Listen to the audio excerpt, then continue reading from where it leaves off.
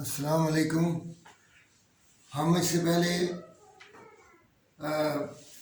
FCMA fundamentals of cost and management accounting के बारे में जो है 3 एलिमेंट ऑफ कॉस्ट हैं, मटेरियल, डायरेक्ट लेबर और फैक्ट्री ओवरहेड।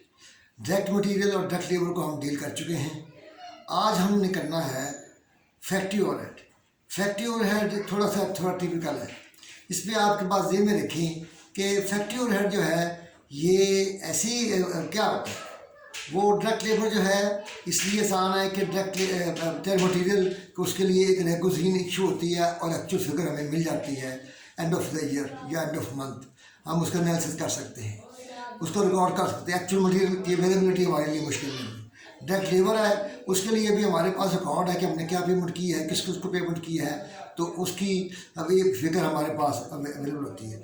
फैक्ट्री ओवरहेड जो है consist of many things, many items, जिसमें आप डायरेक्ट लेबर की तनख्वाह का मसला है वो हल हो जाएगा। इनडायरेक्ट मटेरियल है वो भी हल हो सकता है, लेकिन डेप्रिसिएशन ऑफ द बिल्डिंग या rent of the building, utility bills of the building, हाँ जी, इसके अलावा बेशुमार चीज़ें हैं। तो इसकी डेफिनेशन क्या है? फैक्ट्री ओवरहेड है indirect material, indirect labor and any manufacturing cost which cannot be directly identified with the product or job cost order or any job cost order।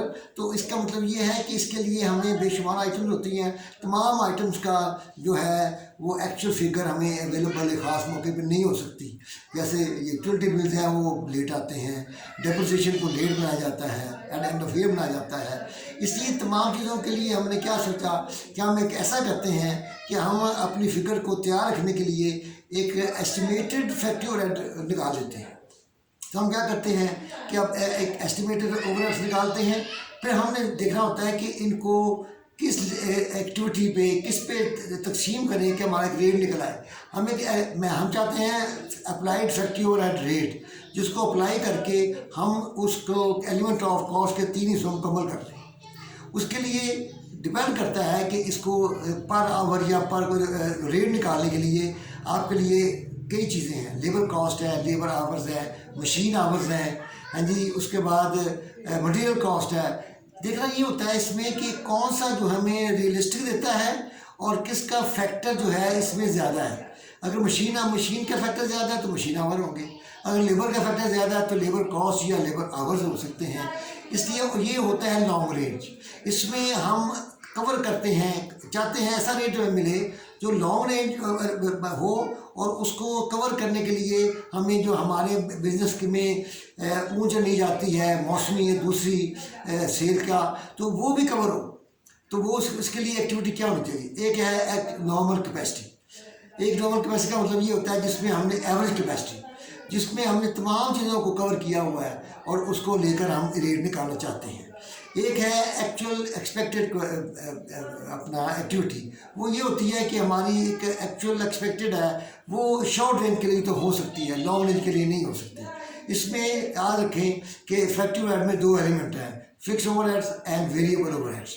Fixed overheads her activity पे fix होते हैं और ख़ास और normal capacity में fix होते हैं, लेकिन वेरिएबल ओवरहेड्स जो हैं वो हमने लेने होते हैं अपनी कैपेसिटी के मुताबिक।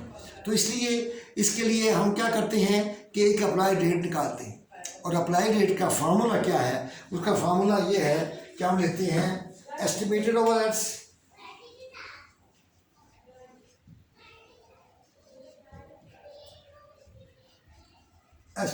Overheads divided by capacity. Capacity कुछ भी हो सकती है, तो वो आवर्स में भी हो सकती है, मशीन आवर में भी हो सकती है, कॉस्ट भी हो सकती है। वो आपने इलाज के मुताबिक आपको अपना क्वेश्चन में बताएगा कि कैपेसिटी क्या है। नॉर्मल आवर है, नॉर्मल कैपेसिटी ही आज आमतौर पर ये इसकी बेस होती है। जब रेट निकलता है उस रेट को हम एक्चुअल से अप्लाइड ओवरहेड कैसे निकलते हैं? Applied overhead is equal to actual hours multiplied rate. ये होता है एक्चुअल आवर्स या एक्चुअल कॉस्ट जो भी है उसको लेकर आपने अप्लाइड, और इसके जब अप्लाइड रेट निकल आए, अप्लाइड ओवरहेड निकल आए, तो फिर आपने इसको एक जनरल एंट्री डालनी है। जैसे ही आप जानते हैं जनरल एंट्री से बाद सारी एंट्री क्या डालनी है, WIT टू अप्लाइड ओवरहेड्स, ये आपकी एंट्री होगी।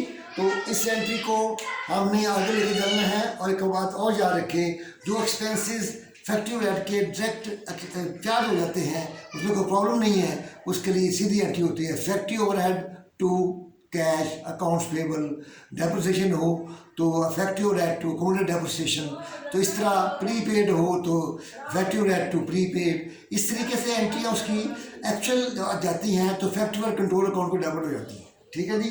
और जो अप्लाइड है वो ऐसे आता है WIP अप्लाइड ओवरहेड्स। इसके बाद जब ये हो जाता है तो उसके बाद हम कहते हैं कि इसको अप्लाइड ओवरहेड्स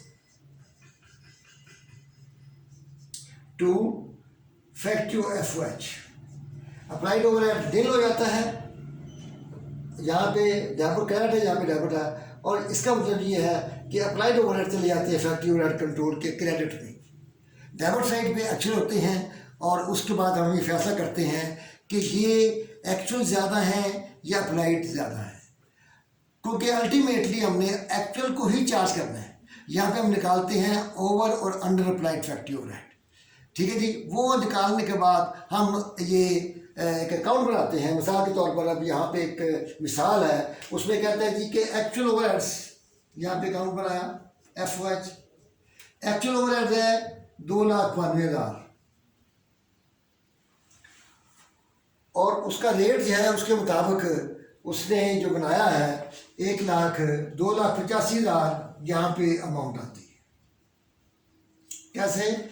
1.50, ये आपके बुक में एक एग्जाम्पल है, उसमें है 1.50 रुपये रेट है और उसके 1,90,000 जो है इसकी अपना आवर्स है, एक्चुअल आवर्स। तो ये अमाउंट आती है 285। और जब हम इसको फैक्ट्री और कंट्रोल अकाउंट को चार्ज करते हैं तो हम 285 यहाँ लिख के तो फैक्ट्री और कंट्रोल को ट्रांसफ़र कर देते हैं ताकि वहाँ पे जाके ये कंपेयर हो। कंपेयर ये आ गया जी, यहाँ पे आएगा 2,85,000 अप्लाइड। तो इसका मतलब ये है कि 2,95,000 ये एक्चुअल है, ये अप्लाइड है। इसका मतलब है कि हमने जब एक्चुअल से कम हो तो अप्लाइड, तो इसका मतलब है कि 7,000 जो है वो क्या है, अंडर अप्लाइड। अगर ये इस तरफ हो तो ओवर अप्लाइड। तो इस तरीके से 7,000 जो है इसकी डिस्पोजिशन बाद में बताएंगे। पहले आपको ये बताना चाहिए कि जो ओवर और अंडर अप्लाइड फैक्ट्री ओवर निकालते हैं वो कैसे निकालते हैं, actual overheads minus applied overheads ये निकालते हैं। और इससे हमें पता चलता है कि ओवरहेड जो है वो हमने कितने ज़्यादा कर दी हैं या कम कर दी हैं। डिस्पोजिशन की बात हम एंड पे करेंगे। तो यहाँ पे हम आते हैं कि इसके बाद हम ये निकाल देखिए, एक्चुअल ओवरहेड्स 2,92,000 अप्लाइड 285, 7,000 जो है इसे कहते हैं कि अंडर अप्लाइड। अंडर अप्लाइड 7,000 हैं और ये 7,000 के हम देखना चाहते हैं कि हमारी किस वजह से है, ये हम इसके एनालिसिस करना चाहते हैं कि क्या क्या हमारे बजट की वजह से है। दो अपना वेरिएंस निकालते हैं, एक निकालते हैं स्टैंडिंग वेरिएंस और एक निकालते हैं हम idle capacity variance. Idle capacity का मतलब है कि आपने नॉर्मल कैपेसिटी जो रखी है वो सारी यूटिलाइज हुई है या नहीं हुई। सारी यूटिलाइज हो गई है तो इसका मतलब है कि नॉर्मल हो गई। अगर वो कम यूज हुई है तो इसका मतलब है उसमें कुछ आइडल रह गई है। हम देखना चाहते हैं कि आइडल कैपेसिटी है, अगर ये नेगेटिव है तो इसके बाद मतलब है आइडल कैपेसिटी है। आइडल कैपेसिटी कब होगी, जब नॉर्मल कैपेसिटी से कम यूटिलाइज करेंगे हम। तो इसके उस सवाल में ये जो है एक्चुअल ओवरहेड्स ये गिवन है, इसके बाद फिक्स्ड ओवरहेड्स भी गिवन है। आपको इसका रेट मिलेगा और आपने एक्चुअल आवर्स जो गिवन होंगे, एक्चुअल आवर्स ये लिखा हुआ है एक्चुअल ओवरहेड्स, बजट अलाउंस और एक्चुअल ओवरहेड्स। बजट कहता है कि 1.25 में आपका फिक्स है और आप ये एक्चुअल आवर्स से ये निकालें तो ये हमारा जो अपने एक्चुअल ओवरहेड्स है वो ज़्यादा है और जो ये हमारा बजट है वो ज़्यादा है, कम है। तो इसका मतलब है कि ये फेवरेबल नहीं है। जब एक्चुअल ज़्यादा हो तो वेरिएंस अनफेवरेबल है। इस तरह नेक्स्ट आइडियल कैपेसिटी में हमने यही हिसाब दोबारा लिया और अप्लाइड ओवरहेड्स यहाँ लिखा है। अप्लाइड ओवरहेड्स कंपेयर किया जब, तो फिर ये हमारे बजट ज़्यादा है और अप्लाइड हमने कम किए हैं, तो इसका मतलब है ये भी अनफेवरेबल है। इन दोनों को जमा करेंगे तो it will be equal to 7000। अगर ये 7000 आया है तो इसका मतलब आपका सवाल ठीक है, अदरवाइज आपका ये इसके दो हिस्से हैं 7000 के, एक ड्यू टू बजट एक ड्यू टू अप्लाइड ओवरहेड्स। ये आइडियल कैपेसिटी वजह से हुआ। तो इन दोनों चीज़ों को हम निकाल लेंगे। तो इसके बाद ये हमारा एनालिसिस का मकसद क्या है कि मैं जब हमने एनालिसिस किया है कि आंदा हम देखेंगे कि बजट में हमने फिक्स कॉस्ट सही रखी है, रेट सही रखा है, क्या हमारे वर्कर की गलती है। ये वेरिएंस निकालने का मकसद ये होता है कि ये वेरिएंस कम से कम आए ताकि हम इससे बेहतर प्लानिंग कर सकें। तो इसके बाद हमारे पास आता है कि जब हमने वर्किंग प्रोसेस को 285 डाला और अप्लाइड ओवरहेड जो है ये वर्किंग प्रोसेस चला गया, इसका मतलब है कि ये कॉस्ट ऑफ गुड्स सोल्ड का हिस्सा बन गया है, लेकिन ये 7000 से कम है। तो 7000 की डिस्पोजिशन ये है कि वो कहते हैं कि यार चाहे तो आप इसे कॉस्ट ऑफ गुड्स सोल्ड में डाल दें, चाहे आप इसे ग्रोथ प्रॉफिट से कम कर दें, या इसे पीरियड कॉस्ट बना दें। 3 डिस्पोजिशन है। अगर आपको वो कहता है कि इसको डालो तो आप क्या करेंगे, इसको कॉस्ट ऑफ गुड्स सोल्ड में जमा कर देंगे एक डिफरेंस को। अगर ये अंडर अप्लाइड है तो फिर आप इसको जब अपना 7000 को आप क्या कहते हैं माइनस करेंगे, और अगर ये अंडर अप्लाइड है तो जमा करेंगे। अंडर अप्लाइड हो तो फिर क्या कहते हैं, अंडर अप्लाइड है सब दो बानी होना चाहिए। अंडर अप्लाइड है तो कॉस्ट ऑफ गुड्स सोल्ड में जमा करेंगे और जीपी से माइनस करेंगे। ओवर अप्लाइड हो तो कॉस्ट ऑफ गुड्स सोल्ड से माइनस करेंगे और जीपी से में प्लस करेंगे। इस तरीके से इसके डिस्पोजिशन हो जाती है। तो इस तरीके से हम ओवरहेड्स को है ये हिस्सा हमने मुकम्मल कर लिया है। ये वीडियो आज की आपकी मुकम्मल हो गई है।